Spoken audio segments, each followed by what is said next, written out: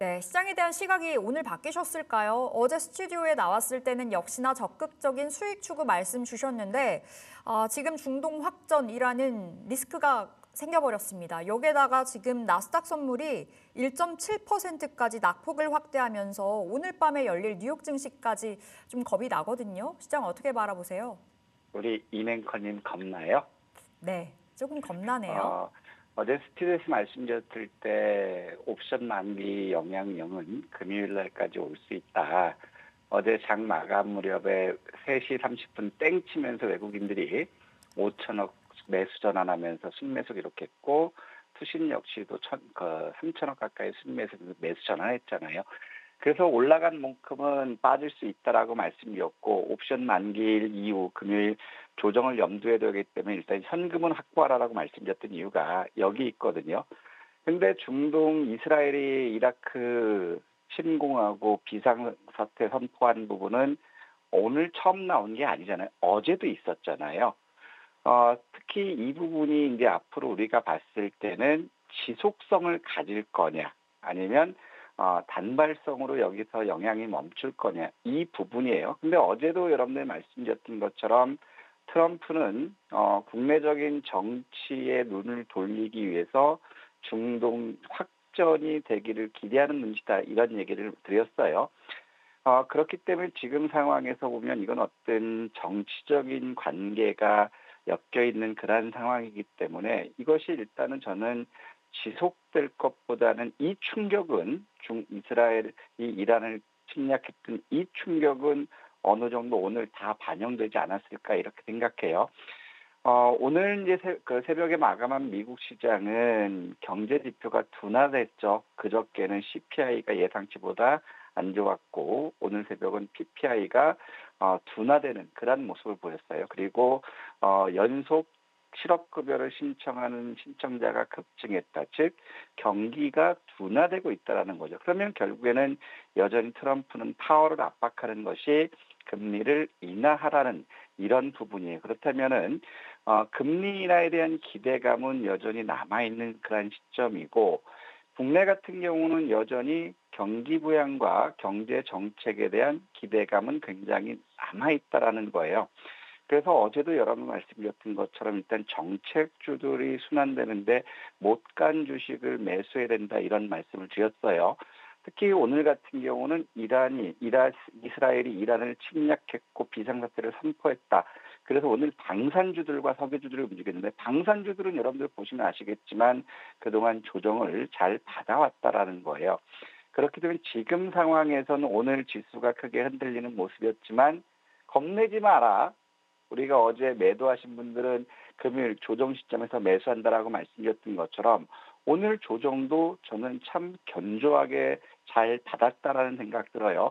어제 설명드렸던 것처럼 지금 사주는 주체가 외국인과 기관 시점에서 결국 외국인 기관들은 선물과 연계됐기 때문에 지수의 변동성을 크게 가지고 놀 수 있다라는 거예요. 그래서 단기 돌발 변수로 이스라엘이 이란 침공하는 부분이 나왔지만 이렇다 하더라도 시장에 우리가 유동성이 유입되는지 유출되는지 지켜보면 판단하기가 굉장히 쉽다라고 말씀드렸거든요. 그래서 저는 오늘 장중에 크게 흔들리는 모습 보였지만 여전히 양호하고 오늘 같은 경우 어제 현금 마련한 거는 오늘 우리는 매수로 대응하자라고 말씀드렸기 때문에 오늘 조정을 크게 두려워하지 않았으면 좋겠다, 이런 말씀드리고 싶고 특히 우리가 오늘 봐야 될 부분들은 뭐냐면 코스피에서 외국인들이 장 막판에 어제와 마찬가지로 3시 땡 하면서 900억 이상을 순매수했어요.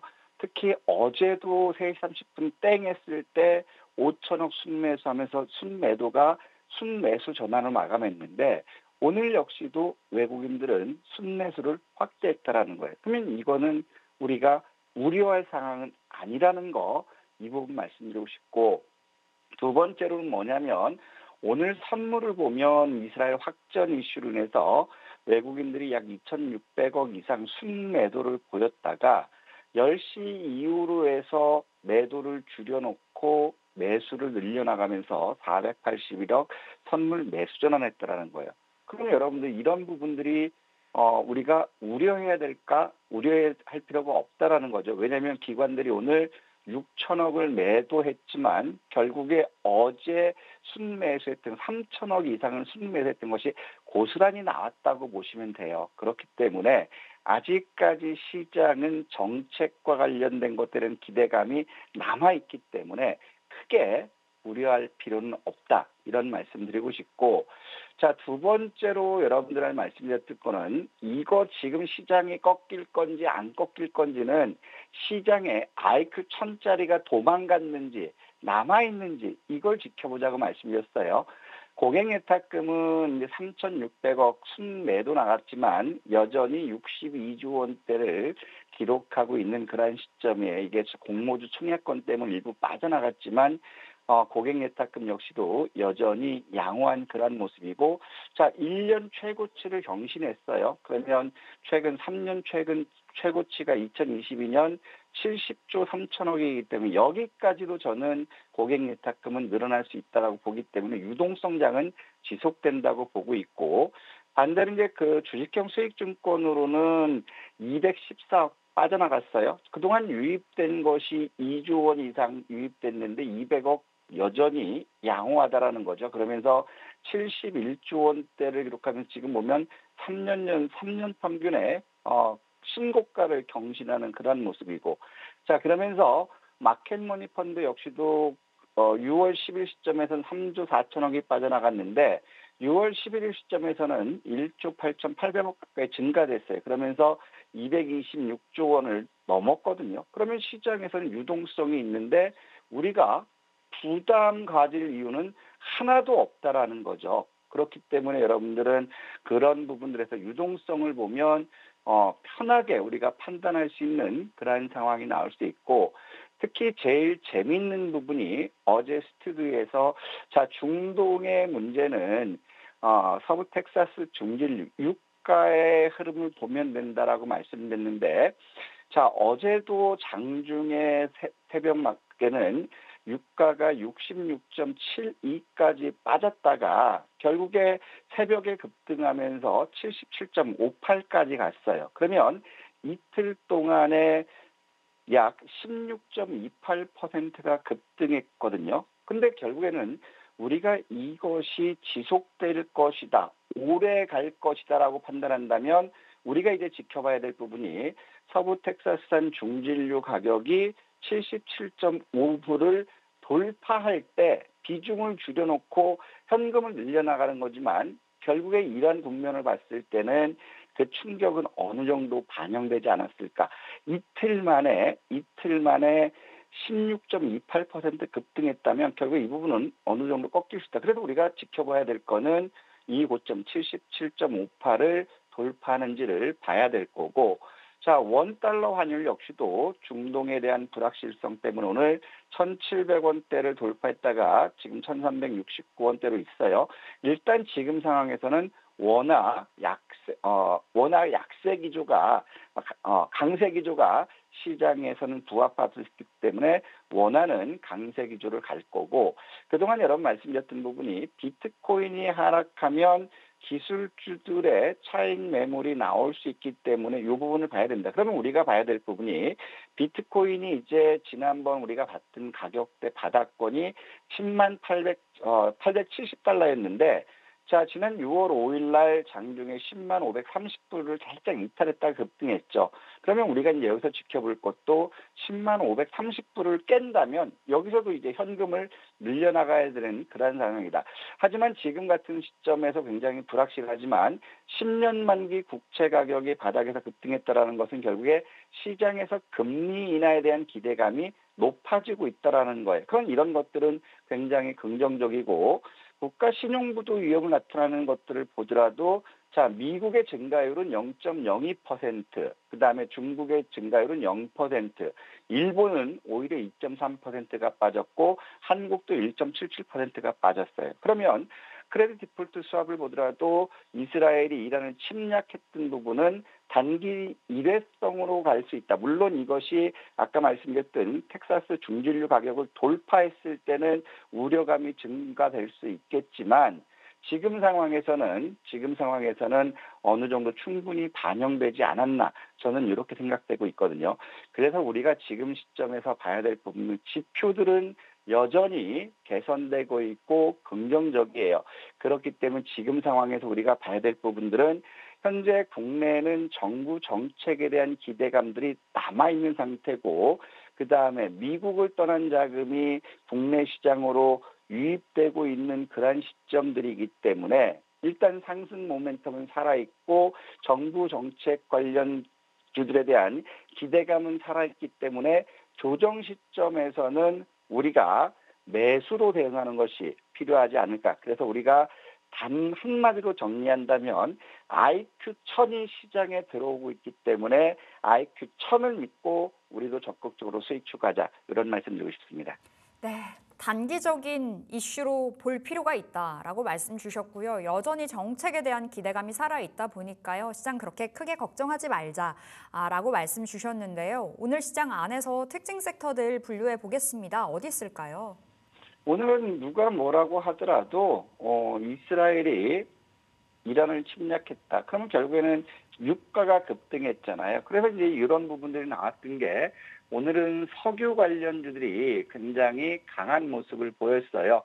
자, 지금 상황에서 보면 오늘 이스라엘이 이란 공습 후 이스라엘이 비상사태를 선포했고 어제 저녁 늦게 이 대통령이 호주 총리와 통화하면서 방산 협력을 강화했다라는 기사가 있거든. 그렇기 때문에 오늘은 공교롭게도 어제 방산주들이 조정을 받았기 때문에 이란과 이스라엘 부분이 부각된다면 방산주들 우리가 집중해야 된다라고 말씀드렸던 것처럼 오늘은 이제 석유 관련해서는 이제 한국석유라든가 흥구석유라든가 자 이런 중앙에너비스 같은 석유 관련주들이 오늘 대부분 다 강세를 보였고요. 그다음에 방산에서는 어제 여러분들이 주가 탄력 변동성이 굉장히 큰 단타를 놓는다면 소형주 맥락에서 대성 하이텍을 공략하라고 말씀드렸고 그다음에 한일 단조를 공략하라고 말씀드렸어요.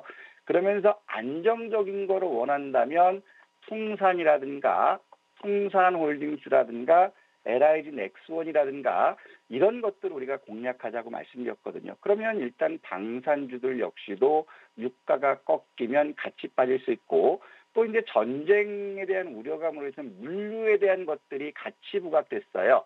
흥하해운이 오늘 강세를 보였고 STX 그린로직스가 같이 강세를 보였고 대한해운이라든가 그다음에 HMM 같은 경우는 이제 자사주 소각권 이슈도 같이 나왔거든요. 이것도 밸류업 정책 이슈가 기대된다. 이런 것들 때문에 오늘 새벽부터 자사주 소각 기대감이 나온 게 HMM과 NHN 이게 나왔거든요. 결국에 이런 것들은 전쟁과 관련된 거기 때문에 전쟁이 지속된다면 요 세 개 섹터들은 지속적으로 가야 될 거고 유가가 빠진다면 이런 것들은 빠질 수 있다. 이런 말씀드리고 싶고 공교롭게도 오늘 새벽에 드론 관련 기사들이 굉장히 많이 나왔어요.